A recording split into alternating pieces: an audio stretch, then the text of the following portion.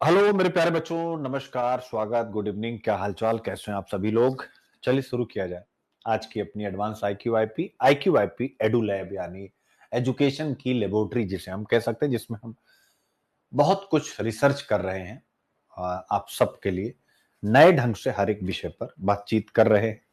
क्या क्या टॉपिक है, एक बार सबसे पहले निगाह डाल लिया जाए तो ऑब्वियस है, आप देख सकते हैं वक्फ बिल पर लगातार चर्चा इस समय बनी हुई है। तो आज का पहला टॉपिक हम देख सकते हैं वक्फ बिल। अगर हम हिंदू की तरफ जाएं तो द हिंदू में वक्फ बिल लोकसभा ने पारित किया, यह विषय चर्चा में है। फिर उसके बाद हिंदू में ही विपक्ष इस पारित होने पर कहता है कि वक्फ विधेयक संविधान पर सीधा हमला। अब है नहीं है, क्या है, यह पूरी वस्तु स्थिति हम विस्तार से आज डिस्कस करेंगे मेरे प्यारे बच्चों इस विषय पर। इंडियन एक्सप्रेस अखबार की तरफ जाएंगे तो एक्सप्लेन्ड में भी 5 की कंसर्न अबाउट वक्फ बिल, यह भी उसी बिल से जुड़ा हुआ है। तो यानी आज यही छाया हुआ था।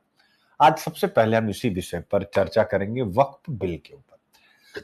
और चर्चा का reference Indian society, Bharatiya Samaj और उसकी विशेषताएं, भारत की विविधता, GS paper 1 society, GS paper 2 स्वाभाविक इंडियन पॉलिटी से जुड़ा हुआ विषय, संसद की भूमिका, वक्फ बिल का लाया जाना, लोकसभा से पास होना, राज्यसभा से पास होना। तो स्वाभाविक रूप से यह संसद की भूमिका कानून बनाने की दृष्टि से कितनी महत्वपूर्ण होती है उसके साथ जुड़ा हुआ है। GS paper 2 polity, unit 2, unit 5 दोनों इसके साथ सीधे सीधे कनेक्टेड है।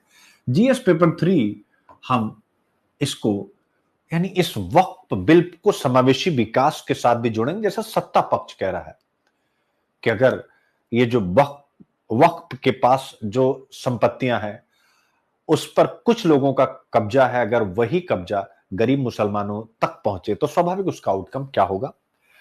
जीएस पेपर 4 एथिक्स की निगाह से भी देखेंगे इस विषय पर, एसे और प्रीलिम्स की निगाह से देखेंगे। तो ये टॉपिक सबसे पहले हम इसको डिस्कस करेंगे और इनफैक्ट चलिए डिस्कस कर लिया जाए, तब फिर हम लोग जाएंगे विस्तार से आगे, चूंकि एक बार इस पर चर्चा कर लिया जाए। ठीक है, कैसे हैं आप सभी लोग, बच्चा लोगों, अमिता, दीपिका, सुमित, राहुल, छवि, कैसे हैं आप सब लोग बच्चे, खुशबू, मोनिका, सोना, प्रियंका, अंकिता।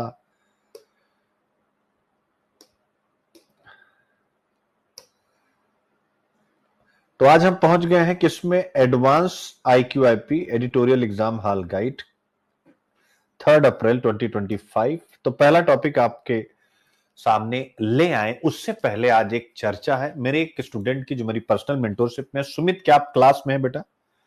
सुमित ने मुझे एक मैसेज किया,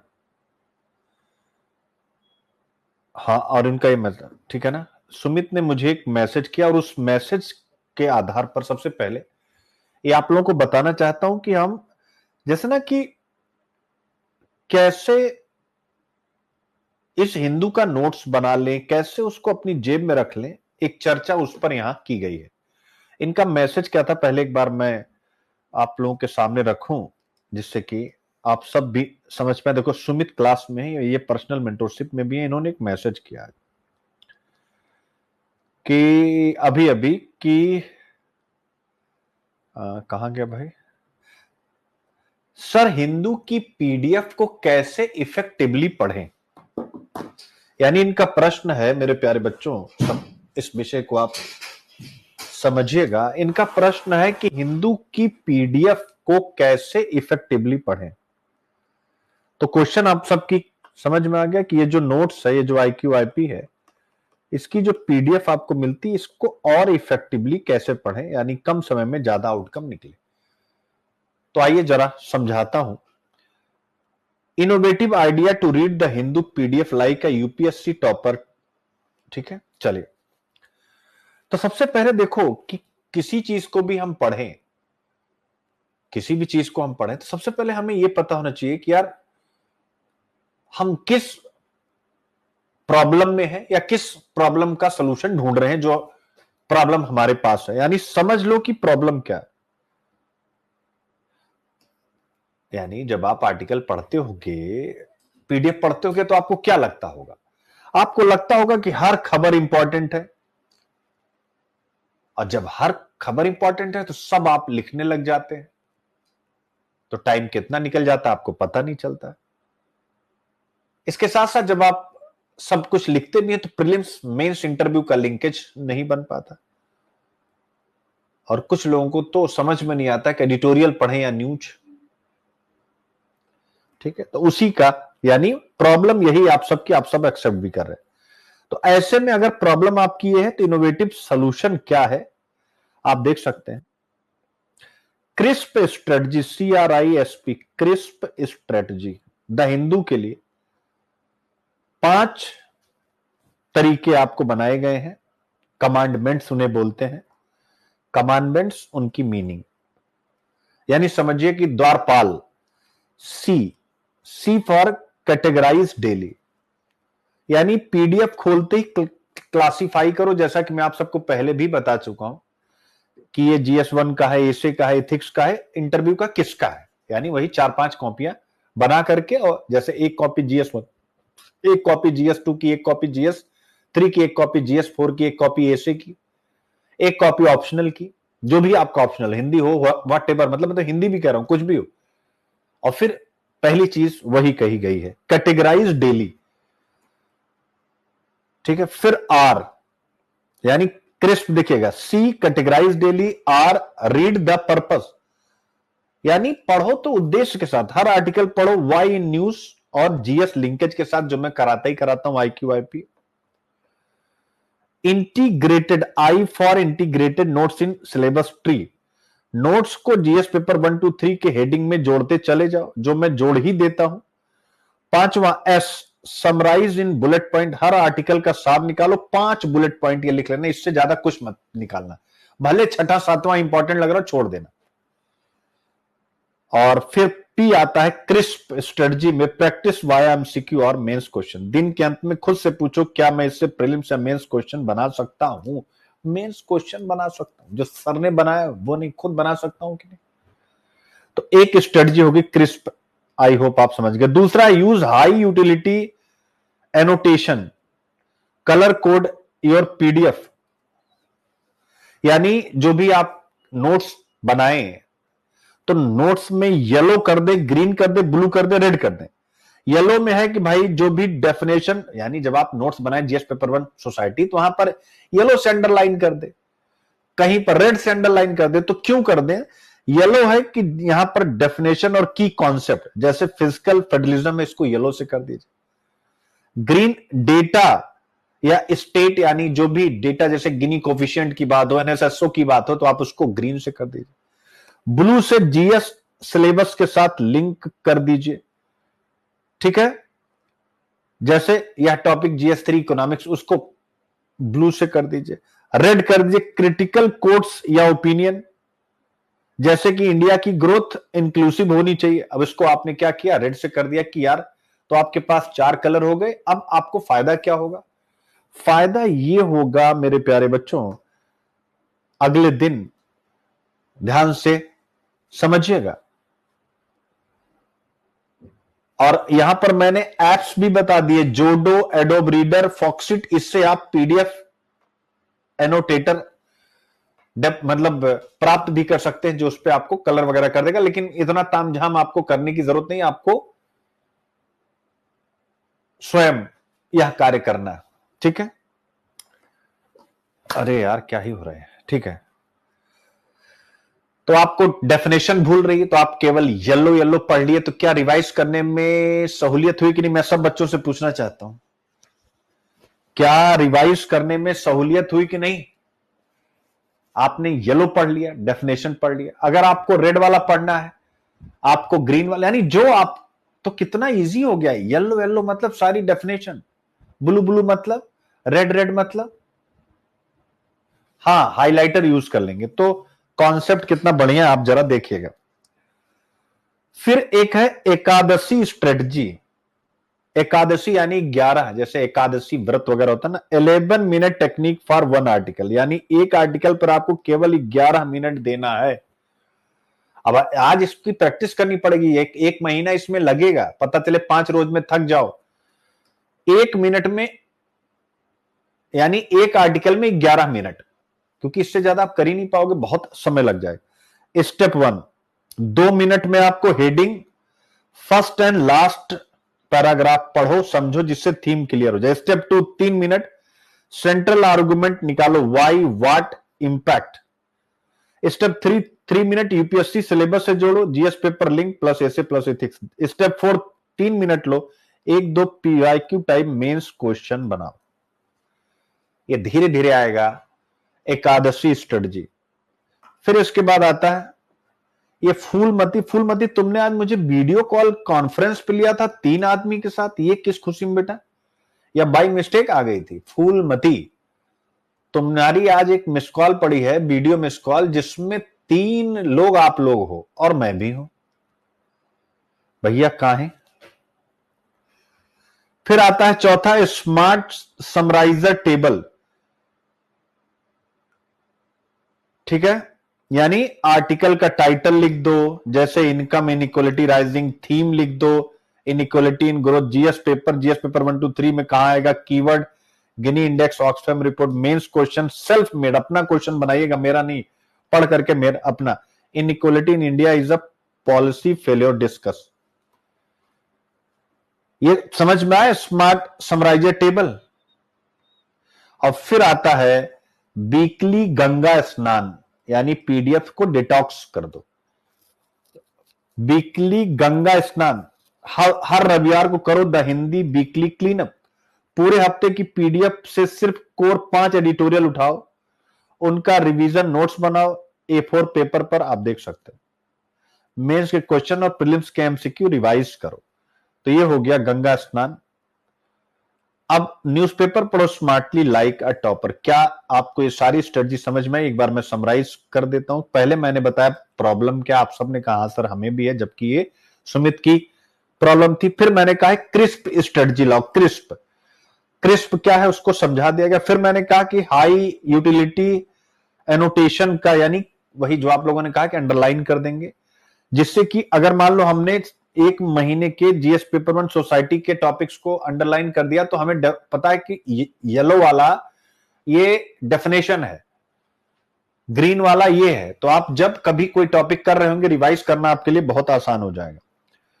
फिर तीसरा मैंने आपको बताया एकादशी स्ट्रेटजी, एक आर्टिकल 11 मिनट, और फिर बताया स्मार्ट समराइजर टेबल, और फिर गंगा स्नान, जो आप हर संडे को करेंगे, गंगा स्नान।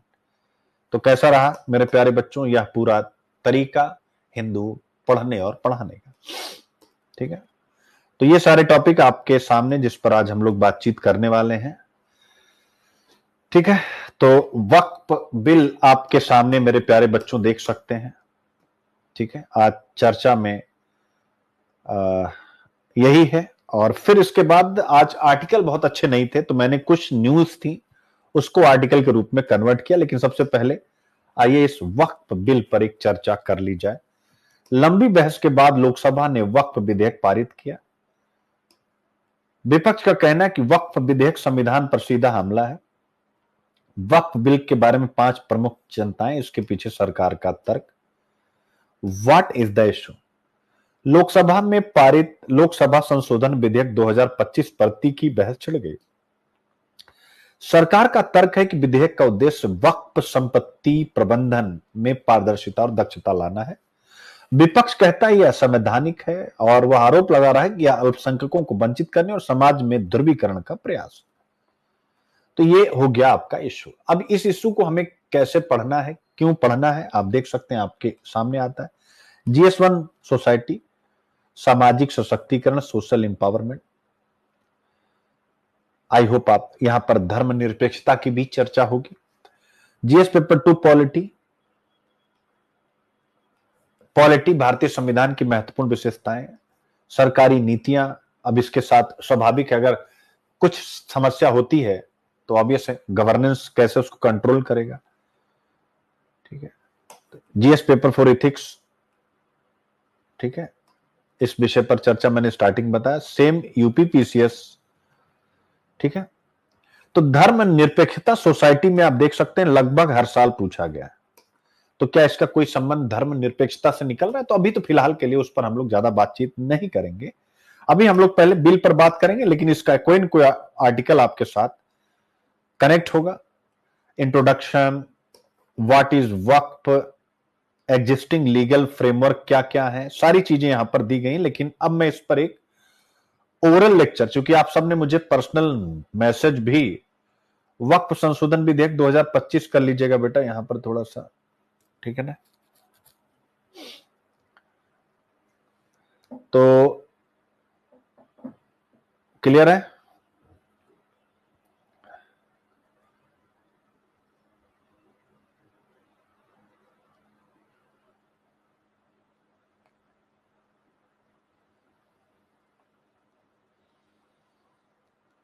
ठीक है बेटा। अच्छा हाँ, आप सब ने थोड़ा थोड़ा पढ़ा है, जैसे प्रियंका कह रही सर मैंने थोड़ा,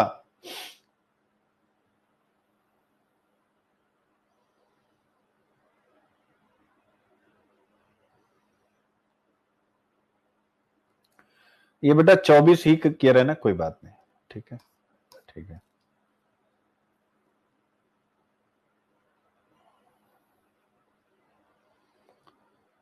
तो वक्फ अमेंडमेंट बिल 2024 जिसमें अब संशोधन किया जा रहा है, ठीक है ना। नहीं, पढ़ना अलग बात है, कहीं से भी आपने पढ़ा, समझ में आया कि नहीं, समझ में आया कि नहीं, मैं इस विषय पर बातचीत कर रहा हूं, ठीक है। चलिए शुरू करते हैं। मैं आपको समझाने की मेरे प्यारे बच्चों कोशिश करता हूं, देखता हूं कि आप कहां तक समझ पाते हैं। जब धार्मिक आस्था और सरकारी व्यवस्था, जरा समझिएगा गहराई के साथ, जब धार्मिक आस्था और सरकारी व्यवस्था आमने सामने खड़े हो जाएं,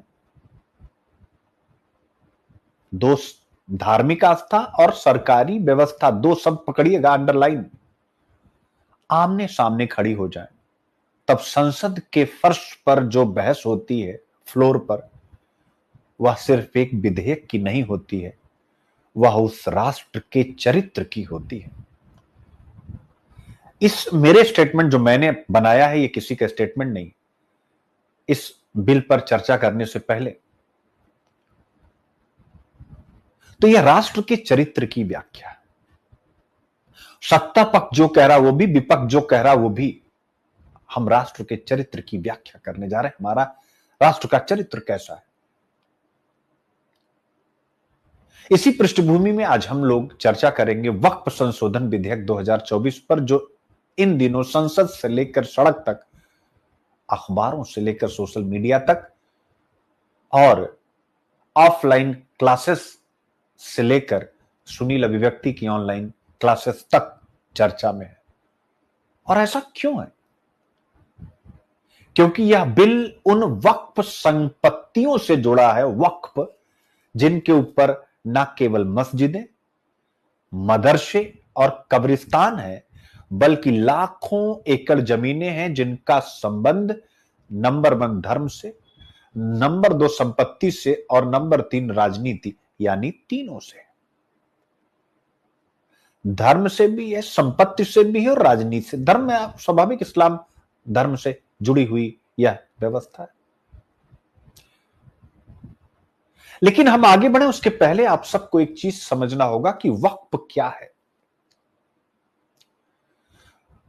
जैसा मैंने अभी बताया कि मुस्लिम समाज से जुड़ी हुई एक इस्लामिक प्रथा है, एक इस्लामिक प्रैक्टिस है, जिसमें कोई व्यक्ति अपनी संपत्ति, मैं आप कोई भी, धार्मिक या परोपकारी कार्यों के लिए अस्थायी रूप से परमानेंटली दान करता है, जिससे उस समाज का कल्याण हो सके। तो यह अपने आप में बड़े पवित्र उद्देश्य के साथ जुड़ी हुई व्यवस्था है।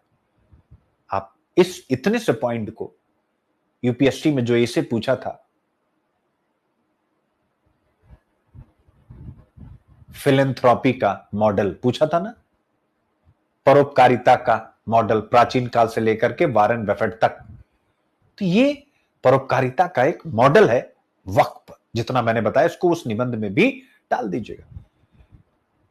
जब ये संपत्ति दी जाती है तो इसका स्वाभाविक रूप से, मैंने अपनी भूमि दी, आपने अपनी दी, उन्होंने अपनी दी, XYZ, हम सब ने अपनी अपनी भूमि दी कि भाई मुस्लिम समाज के कल्याण के लिए इस भूमि पर आप स्कूल बनाओ, कॉलेज बनाओ, मदरसा बनवाओ, वट एवर।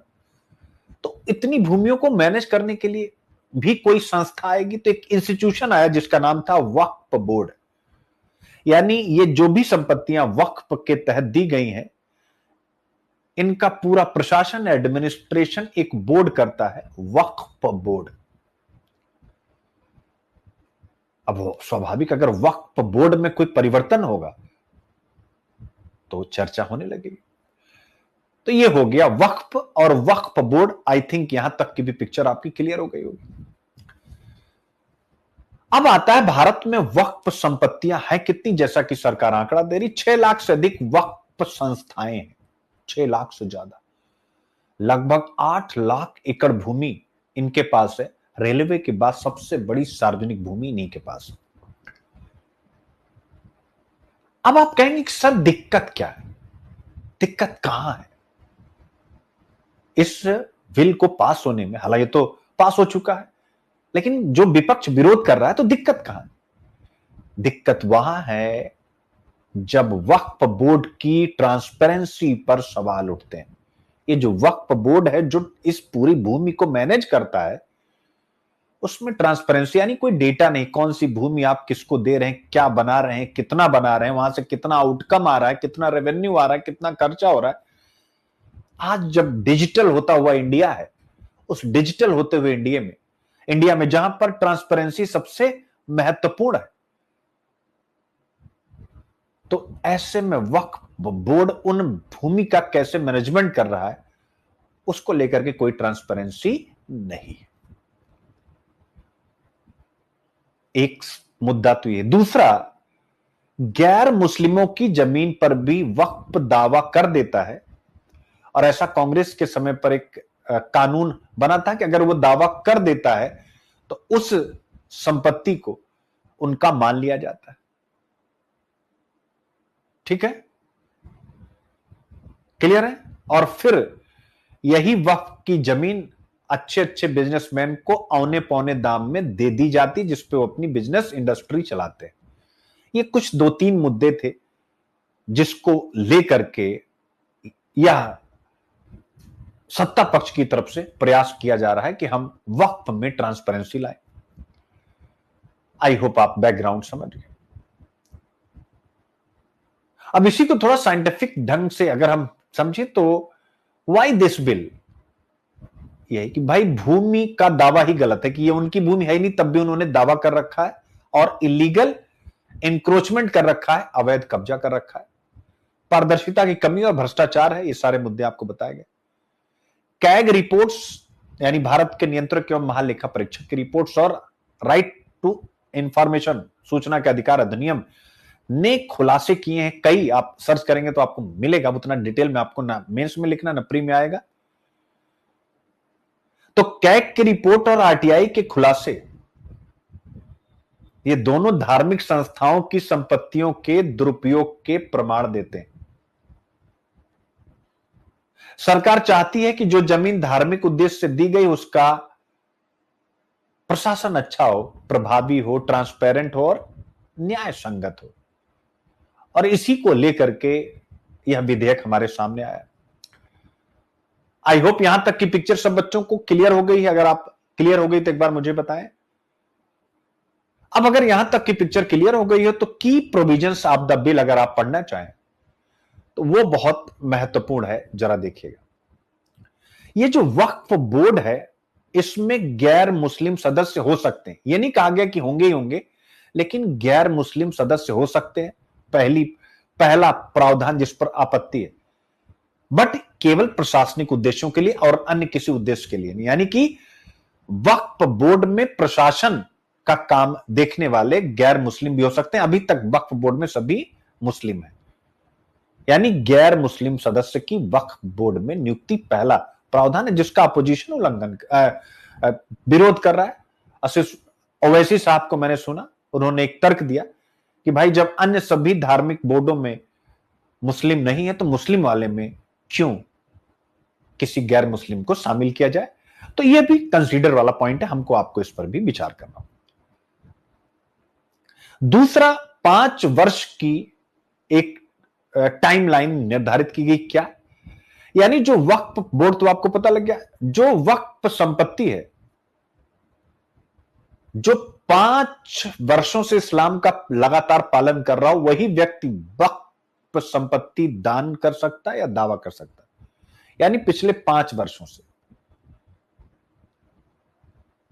इसके अलावा तीसरा पॉइंट है कि जो भी विवादित संपत्तियां हैं, यानी कोई कह रहा है कि ये वक्फ बोर्ड ने जबरदस्ती कब्जा कर लिया, ऐसी संपत्तियों की सत्यता कि वो सही है या नहीं है, इंक्रोचमेंट है या नहीं है, उसके लिए एक ऑथोराइज्ड अधिकारी की नियुक्ति की जाएगी और वो डीएम होगा, ऐसा गृह मंत्री महोदय ने कहा।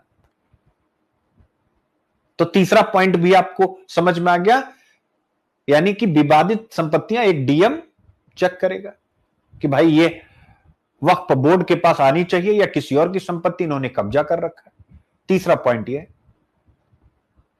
तो इस पे विपक्ष का कहना है कि भैया अगर ऐसा होगा तो सरकार का ही कंट्रोल होता है, डीएम वगैरह पर वो जैसा चाहेंगे वैसा होगा। चौथा पॉइंट लाया गया है कि सभी वक्फ संपत्तियों का रिकॉर्ड ऑनलाइन और मैपिंग द्वारा सुरक्षित होगा, यानी ऑनलाइन, और सबकी मैपिंग की जाएगी।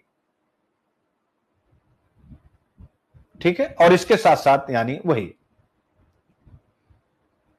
आई होप ये चारों पॉइंट बहुत अच्छे से समझ गए बच्चे आप सब लोग। एक बार और सुनेंगे तो और समझ में आ जाएगा। अब इसके बाद अगली चीज आती है सरकार का पक्ष। इसके बाद अगली चीज आती है सरकार का पक्ष, जिसे अमित शाह जी की स्पीच से आप बहुत अच्छे से समझ पाएंगे। गृह मंत्री अमित शाह ने संसद में जो जो बातें कही हैं, अगर आपको पता है, नोट्स में है सब, तो क्या कहा उन्होंने? यह धर्म का मामला नहीं, यानी अब देखिए सत्ता पक्ष और विपक्ष के विचार आ रहे, चूंकि आपको यही लिखने एग्जाम में, यह धर्म का मामला नहीं, संपत्ति का मामला है, उन्होंने साफ कहा। उन्होंने कहा हम ना ट्रस्ट के धार्मिक कार्यों में हस्तक्षेप करें, यानी वो जहां मर्जी हो जैसे अपने धार्मिक कार्य करें, ना ही उनकी आस्था को छू रहे हैं। हम तो बस ये कह रहे हैं कि जो संपत्ति समाज के लिए, समाज के भले के लिए दी गई हो, वह सही हाथों में रहे, पहला। उन्होंने बताया दूसरा कि तमिलनाडु में मंदिरों की जमीन को भी वक्फ संपत्ति बताया गया है, यह कैसे स्वीकार्य होगा? उन्होंने एआईएमआईएम यानी असदुद्दीन ओवैसी साहब की पार्टी और अन्य विपक्षी दलों पर डर फैलाकर वोट मांगने का आरोप लगाया। उन्होंने कहा अपने संसद में भाषण में कि हमने ट्रिपल तलाक नंबर 1 सीईए और 370 में भी यही डर फैलाते हुए विपक्ष को देखा था, लेकिन किसी की नागरिकता या धर्म पर आंच आई है क्या? ऐसा उनका कहना है। अब आते हैं अपोजिशंस आर्गुमेंट, यानी विपक्ष का क्या तर्क है, क्या बहस है। जैसे AIMIM, Indian national Congress, DMK और अन्य विपक्षी दल से Samajwadi party and so on. वो कह रहे हैं नंबर 1, यह बिल अल्पसंख्यकों की धार्मिक स्वतंत्रता पर हमला है, और उनका तर्क वही है कि उस बोर्ड में गैर मुस्लिम को क्यों प्रवेश कराया जा रहा है। दूसरा, उनका कहना अगर ऐसा होता है तो इससे वक्फ बोर्ड की जो ऑटोनॉमी, जो स्वायत्ता, वो समाप्त हो जाएगी। क्यों? क्योंकि अभी तक वक्फ की जमीन पर निर्णय उसका होता था, अब डीएम करेगा। तीसरा, यह धर्म निरपेक्षता और संविधान की मूल भावना के विरुद्ध है, यानी राज्य धर्म के मामले में हस्तक्षेप कर रहा है, किसी धर्म विशेष के मामले में। चौथा, यह राजनीतिक कदम है, चुनाव से पहले ध्रुवीकरण करने की कोशिश है। आप देख सकते हैं। तो सत्ता पक्ष और विपक्ष के तर्क आपकी समझ में आ गए मेरे प्यारे बच्चों? बताएं मुझे। अब आता है कि क्या यह बिल अल्पसंख्यकों के अधिकारों पर हमला है? अगर कोई आपसे पूछ ले तो आप कहेंगे हां, बट लगाएंगे इफ, यानी यदि। नंबर 1, नंबर 2, अल्पसंख्यकों के अधिकारों पर हमला। चूंकि हम सिविल सर्विसेज के एस्पिरेंट हैं, हमें अलग प्रकार से सोचा। हां, यदि पहला, सरकार पारदर्शिता के नाम पर धार्मिक पहचान को निशाना बनाए, यानी अभी तो वो पारदर्शिता करी लेकिन बाद में धार्मिक पहचान को ही नुकसान पहुंचाए, तो यह बिल अल्पसंख्यकों के अधिकारों पर हमला है। लेकिन अगर वो ऐसा नहीं करती है तो नहीं है। दूसरा, वक्फ दानकर्ताओं को बिना सुनवाई के बेदखल कर दे, तो भी यह बिल अल्पसंख्यकों के अधिकारों पर हमला है। लेकिन नहीं, यह बिल अल्पसंख्यकों के अधिकारों पर हमला नहीं है यदि केवल प्रशासनिक पारदर्शिता लाई जाए। दूसरा, धार्मिक कार्यों में कोई हस्तक्षेप ना किया जाए। तीसरा, संपत्ति का दुरुपयोग रोका जाए। आई होप आप समझ गए बच्चे।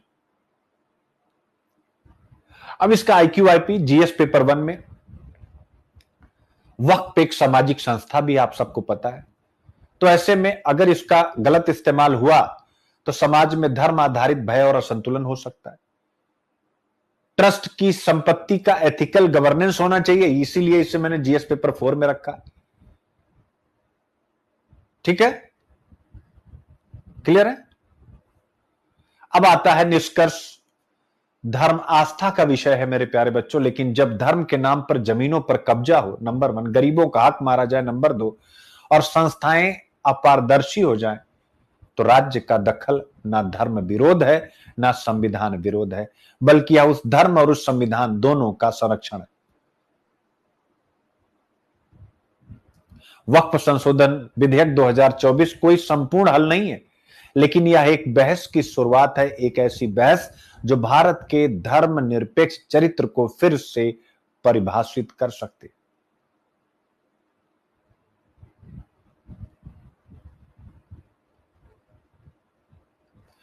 सब बच्चे बताएं, क्लियर हो गया इस ओपन लेक्चर से, जैसा मैं कभी कभी यूनिवर्सिटी वगैरह में ले लेता हूं? क्लियर हो गया?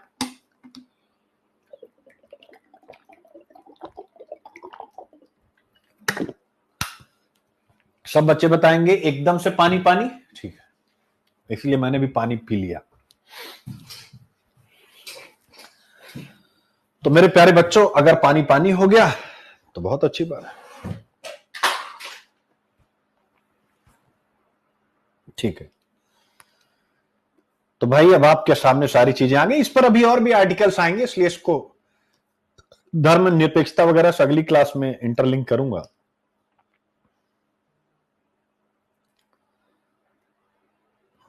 ठीक है, ओके बेटा।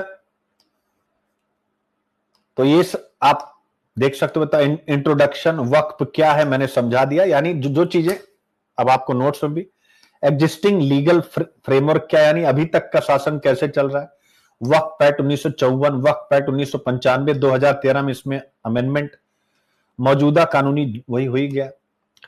वक्फ संशोधन विधेयक 2024 मेरे प्यारे बच्चों क्यों पेश किया गया, की रीजंस क्या है, होम मिनिस्टर अमित शाह का स्टेटमेंट क्या है, अब जो ये संशोधन हो गया है उसके प्रमुख प्रावधान क्या है, यानी रेस्ट्रिक्शन ऑन डोनर्स, यानी पिछले 5 वर्षों से जो मुस्लिम हैं वही दे पाएंगे, वेरिफिकेशन किया जाएगा सभी वक्फ संपत्तियों का, इंक्लूजन किया जाएगा नॉन मुस्लिम इन वक्फ बोर्ड, सब आपको बता चुका हूं, और इसमें अपोजिशन का कंसर्न क्या वो भी बता चुका हूं। Government oversight on Waqf transaction, यानी सरकार जो भी वक्फ में रेवेन्यू वगैरह आ रहा है जा रहा है उसकी जांच करेगी। प्रोविजंस और एक्सप्लेनेशन, अब इंक्लूजन ऑफ नॉन मुस्लिम, इसका explanation, practice clause, validation mechanism, transparency measures link to meet bill, कितना बढ़िया दिया गया है यार, मजेदार टॉपिक है। ठीक है ना, कर लेंगे, यानी सभी प्रावधान और उनका क्या। ठीक है, सरकार का औचित्य और विपक्ष के प्रतिवाद। ठीक है, ठीक है, यानी सरकार क्या कह रही है और विपक्ष क्या कह रहा है, आमने सामने, कि बस आपको केवल पढ़ लेना है। यह विधेयक कब पारित हुआ, ये सब मैंने व्यापक राजनीतिक एवं संवैधानिक निहितार्थ के आर्टिकल 25, 28, 29, 30 क्या क्या कहते हैं। विपक्ष कहता है धर्म निरपेक्षता, वही सारी चीजें। क्षेत्र स्पष्टीकरण, ये भी आपको बता दिया गया। ठीक है, देश वक्फ का विनियमन कैसे किया जाता है, टर्की में, सऊदी अरब में, मलेशिया में। भारतीय समाज और राजनीति पर इसका क्या इंपैक्ट होगा, सकारात्मक चिंता क्या है। UPSC oriented answer writing tools question mains आप देख सकते हैं। वक्फ संशोधन विधेयक 2024 धर्मनिरपेक्ष शासन और अल्पसंख्यक अधिकारों के अभिसरण का प्रतिनिधित्व करता है। संवैधानिक नैतिकता और प्रशासनिक जवाबदेही के प्रकाश में इस विषय पर चर्चा करें। Ethics case study. आप एक जिला मजिस्ट्रेट हैं और आपको शिकायत मिली कि एक वक्फ बोर्ड ने सार्वजनिक भूमि पर अतिक्रमण किया और धन का दुरुपयोग किया है। बोर्ड धार्मिक संरक्षण का दावा करता, आप संवैधानिक मूल्यों के अनुसार कैसे कार्य करेंगे, आप देख सकते हैं। ऐसे भी लगा दिया, सेकुलरिज्म इन इंडिया। ठीक है, तो इस प्रकार की चीजें, ठीक है, तो मतलब क्या क्या हो सकता है वो सारी चीजें यहां पर बता देंगी। वे फॉरवर्ड क्या होगा, फिर क्वेश्चन भी, यानी वही क्वेश्चन, उसका पूरा आंसर डिटेल आपके सामने करा दिया गया। प्रीलिम्स का क्वेश्चन, वक्फ प्रॉपर्टीज चर्चा में है, उसका प्रीलिम्स का क्वेश्चन आ गया, एक्सप्लेनेशन हो गया। ठीक है, मोनिका इस विषय पर बाद में, अभी उसका कोई जिक्र नहीं, तो अभी उसकी चर्चा बिल्कुल मत कीजिए। ठीक है, ठीक है। तो भाई जिनको भी प्रीलिम्स पढ़ना हो वो हमारे साथ आ सकते हैं, जिनको भी प्रीलिम्स में संकट लग रहा हो। बाकी अभिव्यक्ति आईएएस, अगर आप यूपीएससी की तैयारी करना चाहते हैं तो भी आप हमारे साथ जुड़ें। कोर्स 1 यूपीएससी 2026, 27, 28 के बच्चों के लिए, बीपीएससी और फिर यूपी पीसीएस उत्तराखंड, इन सब का भी। और ये है फोन नंबर, आप हमारे साथ जुड़ सकते हैं। बाकी मेरी मेंटोरशिप है। मेंटोरशिप सबसे ज्यादा महत्वपूर्ण होती है आपकी यूपीएससी की तैयारी में, क्योंकि अक्सर बच्चों के साथ देखा जाता है 1-2-3 साल पढ़ के फिर उसके बाद उनकी पढ़ाई छूट जाती है। 1 साल पढ़ते हैं, 2 साल। मेंटोरशिप में आप 2-3 साल लगातार अपने कोच के साथ जुड़े रहते हैं। तो जिनको लगातार जुड़े रह करके तैयारी करनी, वो इस नंबर पर कॉल कर देंगे।